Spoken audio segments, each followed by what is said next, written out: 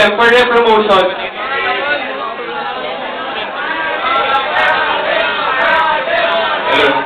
Good morning, guys. Thank you for having us here. As you can see, we're doing our promotion. So, if you want to see Mr. Kenta on a swimwear, please watch our grand finals in 221. It's Friday. You can get your tickets from all of us. We have our organizers. Actually, you want to call out our director? No, not anymore. Okay, so let me do all the promotion.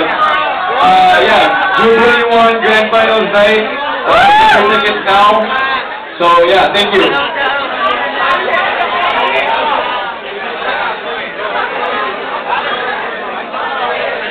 And guys, aside from that, they are going around to sell their tickets.